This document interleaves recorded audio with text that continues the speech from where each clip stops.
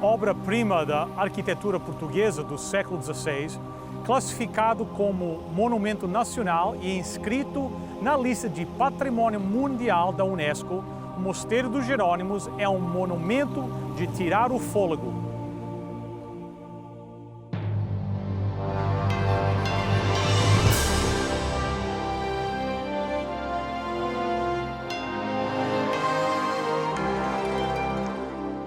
Venceu a prova do tempo.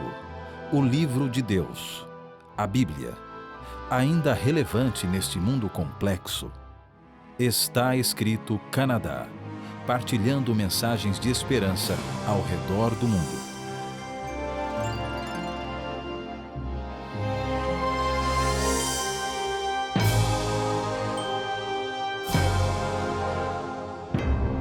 Nas proximidades onde o infante Dom Henrique, em meados do século XV, mandou construir a igreja Santa Maria de Belém, o rei Dom Manuel construiu um grande mosteiro. Em homenagem do infante navegador Dom Manuel, decidiu fundar, em 1496, o mosteiro de Santa Maria de Belém, perto da cidade de Lisboa, junto ao rio Tejo. Posteriormente, o mosteiro foi doado aos monges da Ordem de São Jerônimo e hoje é conhecido mundialmente por Mosteiro dos Jerônimos. O mosteiro é uma referência cultural, sendo a inspiração para artistas e viajantes durante os seus 5 séculos de existência. Foi lugar da sepultura dos reis, rei Dom Manuel I, Dom João III, Dom Sebastião e Dom Henrique, e também do navegador Vasco da Gama, e dos importantes nomes da literatura portuguesa, Luís Vaz de Camões, Alexandre Herculano e Fernando Pessoa. Os primeiros trabalhos de construção do mosteiro datam de 1501. Cerca de um século mais tarde é que as obras foram concluídas. O mosteiro foi construído em calcário e exibe uma fachada de mais de 300 metros. A construção desse monumento se deu em grande parte através dos recursos que vieram do comércio com a África e o Oriente.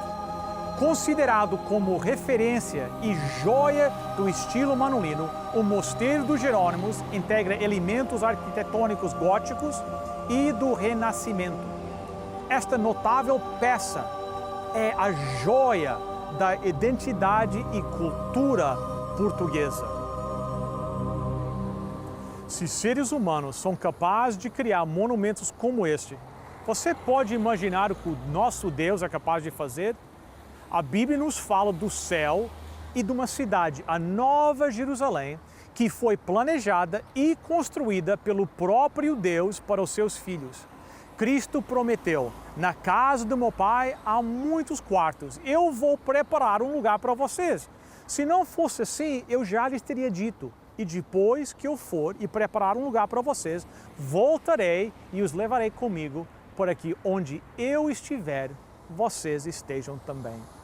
Venha comigo agora explorar o céu e a Nova Jerusalém através da palavra de Deus.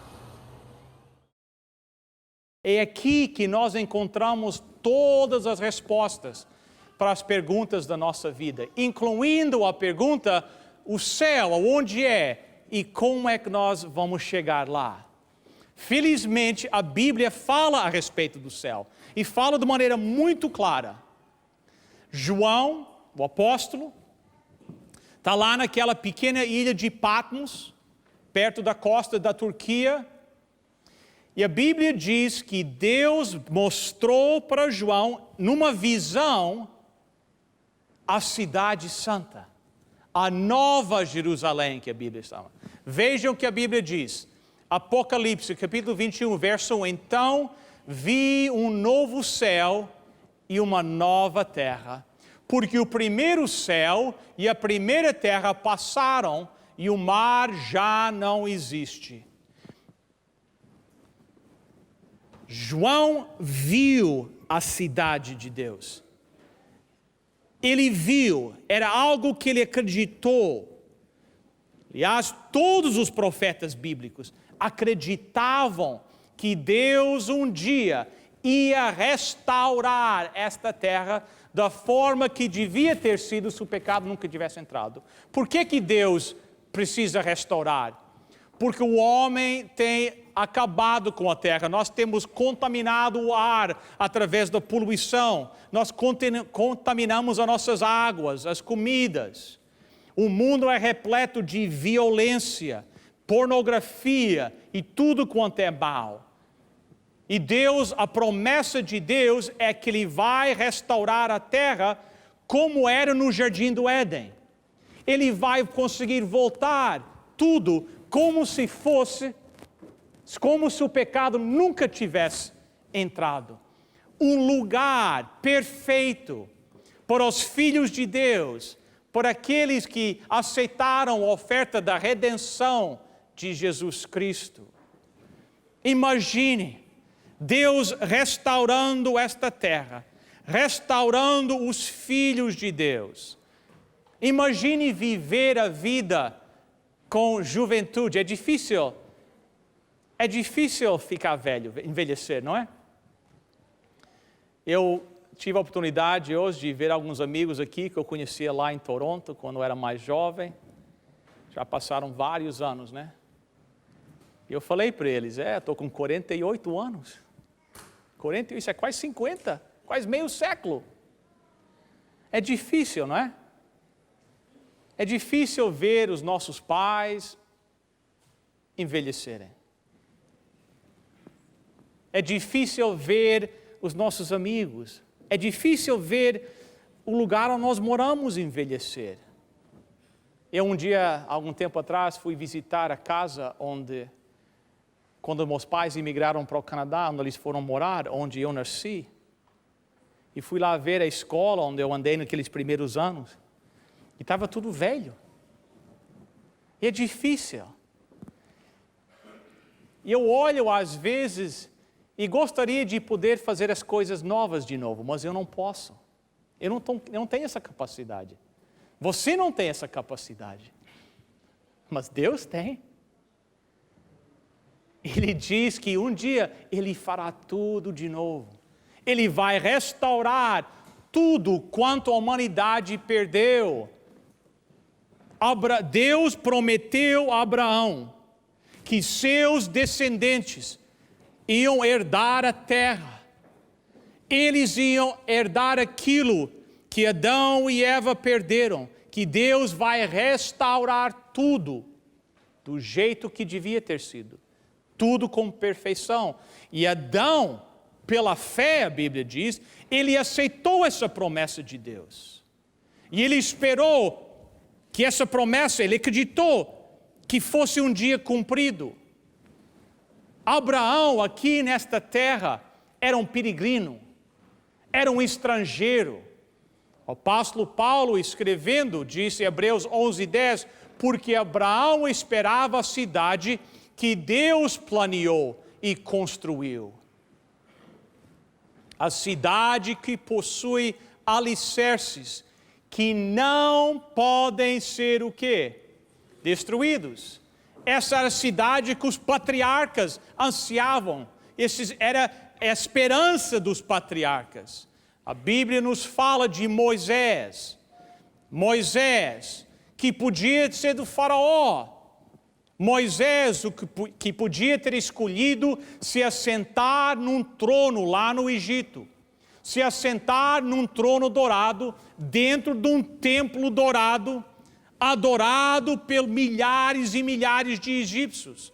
Mas a Bíblia diz o seguinte, com respeito a Moisés, foi pela fé que Moisés, quando já era adulto, não quis ser chamado de filho da filha de Faraó, preferiu antes sofrer com quem?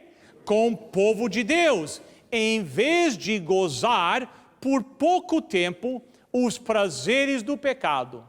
Ele achou que era muito melhor sofrer desprezo por causa de Cristo do que possuir todos os tesouros do Egito. Ele tinha os olhos fixos no quê? Na recompensa futura. Essa era a esperança de Moisés. Agora, vocês veem como a Bíblia fala, é bem realista, né? A Bíblia diz, nós lemos esses versículos, que Moisés escolheu não ter os prazeres do pecado.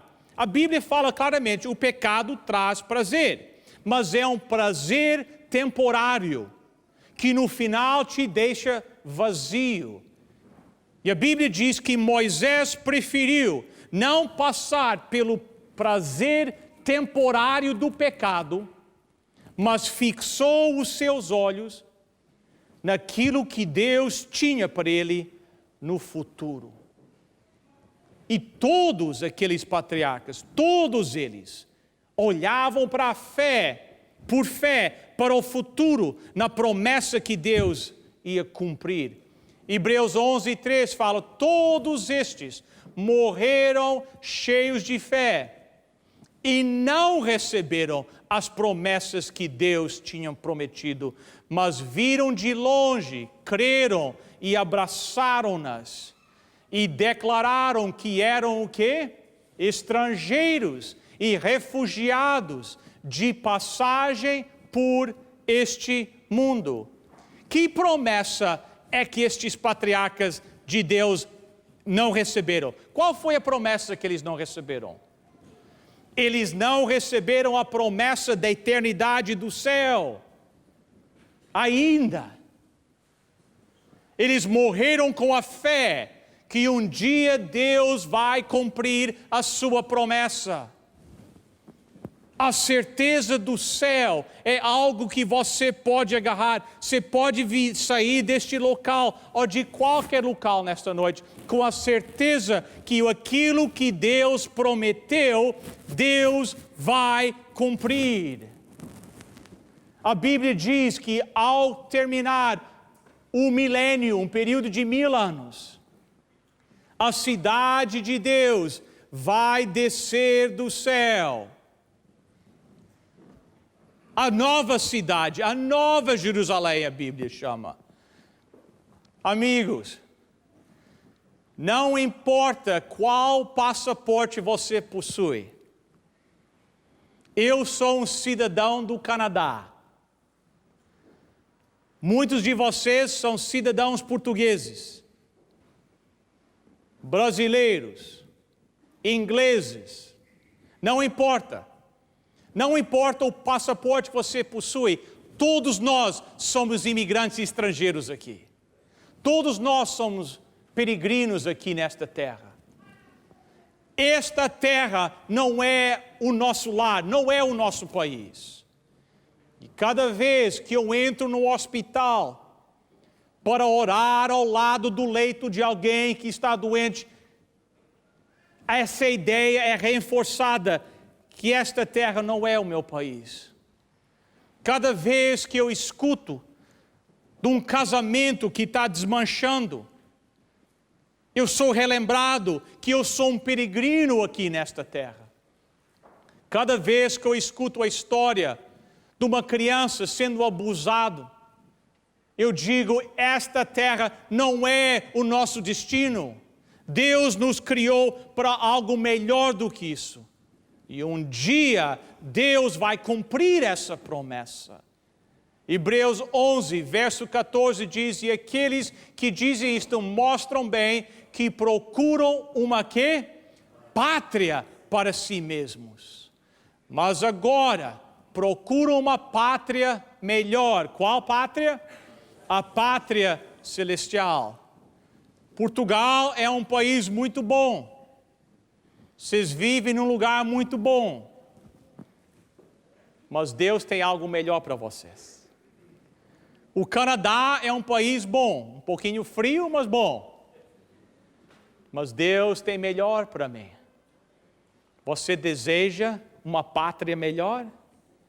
Você deseja uma pátria celestial?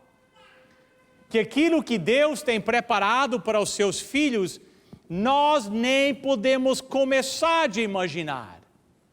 Vai além da nossa capacidade de imaginação. A história é contada de o explorador Marco Polo.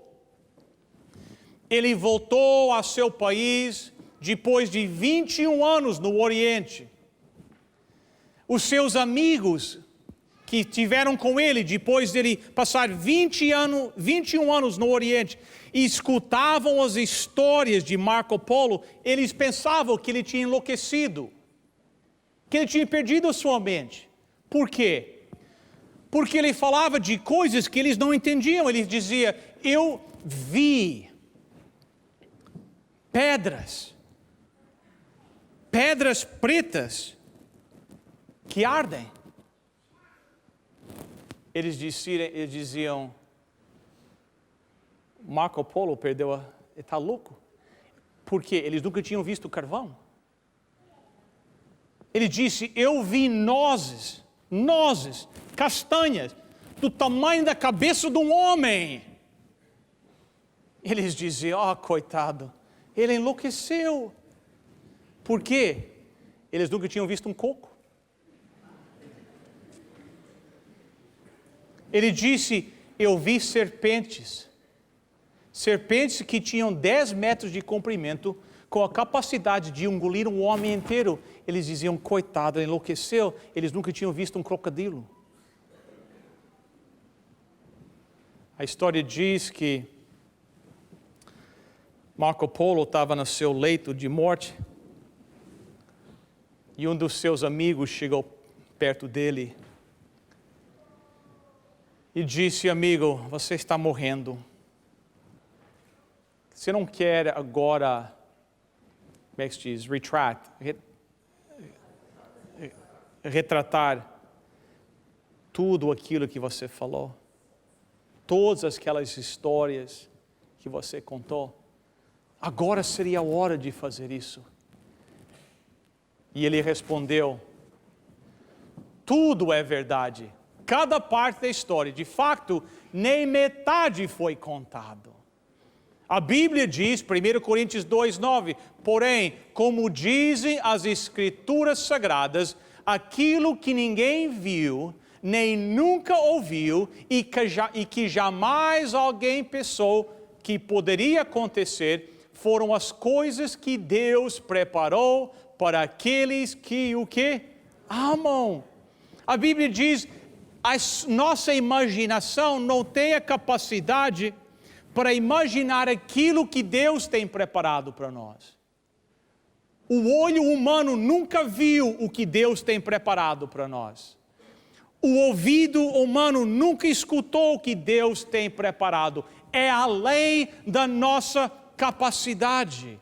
Uma nova terra, um novo céu, uma nova Jerusalém. O livro de Apocalipse nos descreve essa nova terra em detalhes muito precisos. Apocalipse 21:2 diz: e vi a cidade santa, a nova Jerusalém, que descia do céu da parte de Deus, enfeitada e preparada, vestida como o quê? Uma noiva que vai se encontrar com o noivo. João, ao ver aquela visão da nova Jerusalém, aquela maravilha que Coríntios diz que olho humano nunca viu, ele tem dificuldade em encontrar palavras humanas para descrever aquilo que ele acabou de ver em visão. Então ele procura um exemplo, ele diz: a nova Jerusalém, aquilo que Deus me mostrou em visão, é como uma noiva. É como uma noiva que vem encontrar-se com o seu noivo. Eu, como pastor, já fiz muitos casamentos. Eu sei que vocês também, quem sabe, já foram muitos casamentos. Deixa eu uma pergunta: você alguma vez viu uma noiva feia? Nunca. Eu nunca vi. Eu já vi um noivo ou dois que podia levar um ajuste um pouquinho, né? Mas uma noiva. Eu nunca vi uma noiva feia. Quando João escreve que a Nova Jerusalém é como uma noiva, você não quer estar lá? Este mundo onde nós acordamos hoje de manhã, este mundo não pode ser descrito, é isso? Descrito? Como uma noiva. Este mundo não é uma noiva.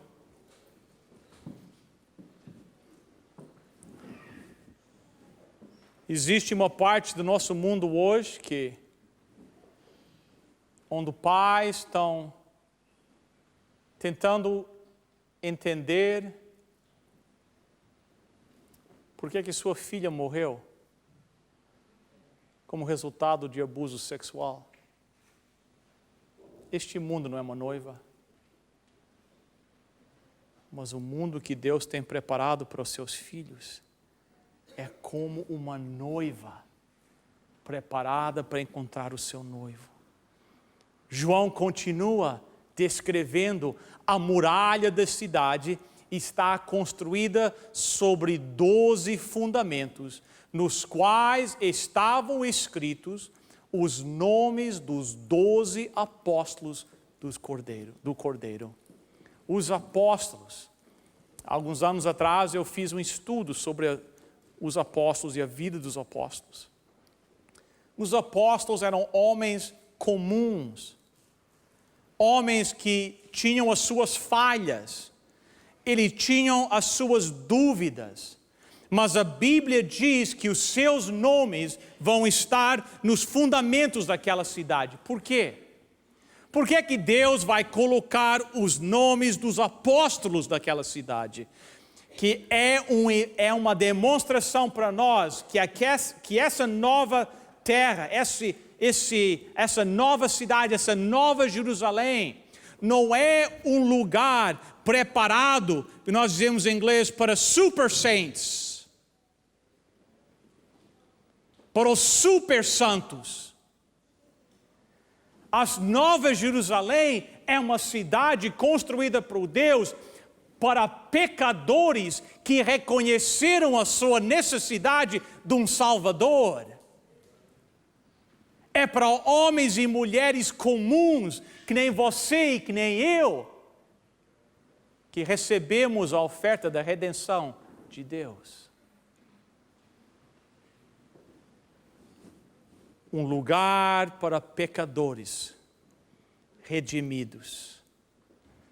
João continua. Ele até nos fala do tamanho da Nova Jerusalém. Ele diz: a cidade é quadrangular, de igual comprimento e largura, e media a cidade com uma vara até 12.000 estádios. O seu comprimento, largura e altura são iguais. É uma cidade quadrangular que tem mais ou menos 600 quilômetros de cada lado, incluindo 600 quilômetros de altura. O matemático calculou que uma cidade desse tamanho teria espaço para 2 bilhões de pessoas. Quer dizer, vai ter bastante espaço para todos aqueles que escolherem habitar lá. No próximo programa, apresentaremos a segunda parte da mensagem O Lugar com que Sempre Sonhei, que fala sobre o céu e a Nova Jerusalém. Por isso você não pode perder o próximo programa do Está Escrito. Gostaria de convidá-lo para visitar nosso website, estaescrito.ca. Lá você poderá assistir os nossos programas, fazer um pedido de oração e até mesmo fazer a sua doação. Não se esqueça de nos visitar no Facebook. Bem, hoje nós ficamos por aqui, mas não se esqueça, está escrito: nem só de pão viverá o homem, mas de toda a palavra que procede da boca de Deus.